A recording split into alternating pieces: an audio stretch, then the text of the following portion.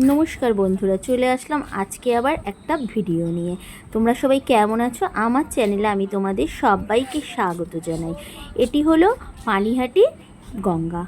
আমরা গত রবিবার আমি আর আমার বোন চলে গিয়েছিলাম বিকেলবেলা সময় কাটানোর জন্য। দেখতে পাচ্ছ গঙ্গা কি সুন্দর দেখাচ্ছে, আর আকাশটাকে দেখো। আমি ভিডিও করে নিলাম তোমাদের সাথে শেয়ার করব বলে। এই দেখো, খুব সুন্দর দেখাচ্ছে প্রকৃতির এই অপরূপ সৌন্দর্য, চোখ মেলে শুধু দেখতে ইচ্ছে করছে। বহু লোকের এখানে সমাগম আছে। এই দেখো, গঙ্গার সাথে আমিও একটু ভিডিও করে নিলাম। মা গঙ্গা, অপূর্ব দৃশ্য তার। এখানে একটি মন্দির ছিল রাধাকৃষ্ণের, আর সাথে ছিল বাবা মহাদেবেরও মন্দির।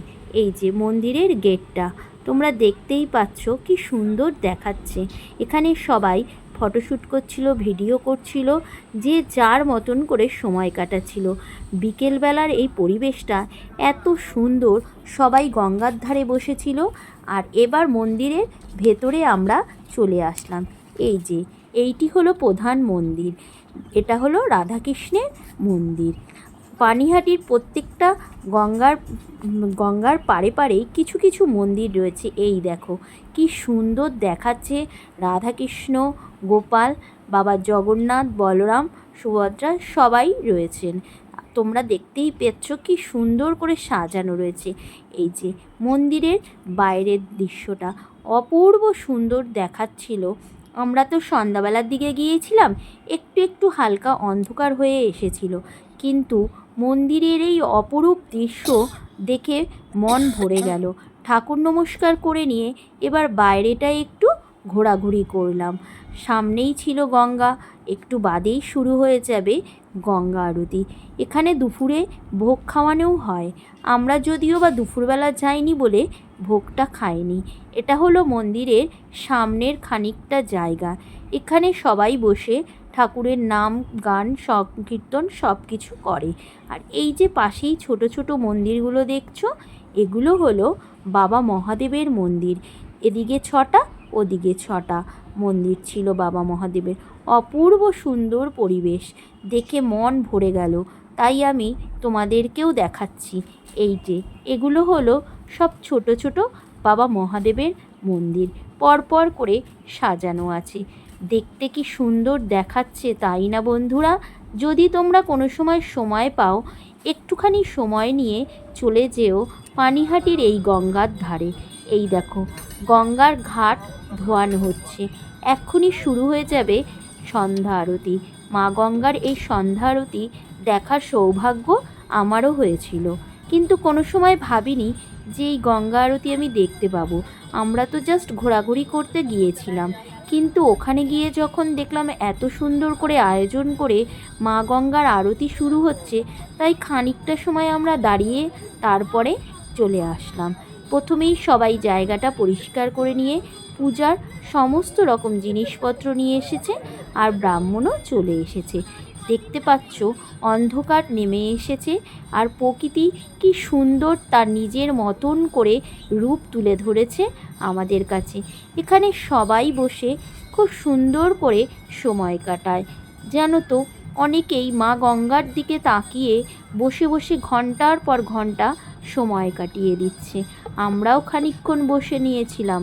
এই যে এবার ব্রাহ্মণকে দেখতে পেলে হাতে জল নিয়ে পুজো শুরু করলো। চলো তোমরাও একটুখানি এই মা গঙ্গার আরতি দেখতে থাকো, কেমন সুন্দর হয়েছিল। আর আকাশটাকে দেখো কি সুন্দর করে সেজে উঠেছে, আর মা গঙ্গা তার মতন নিজের ছলে নিজে বয়ে চলেছেন। তোমরা একটু আরতিটাকেও আমার সাথে দেখে মন ভরিয়ে নাও।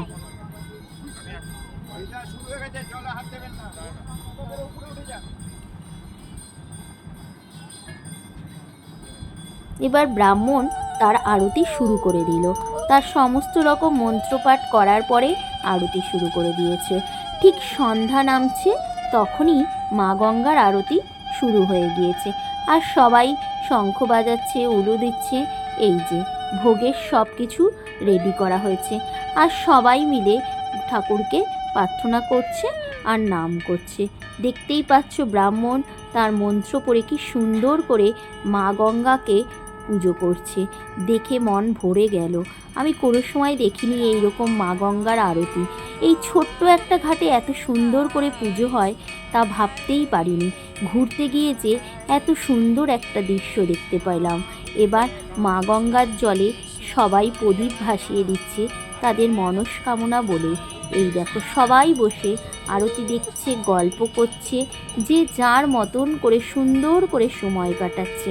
দেখে খুব ভালো লাগলো।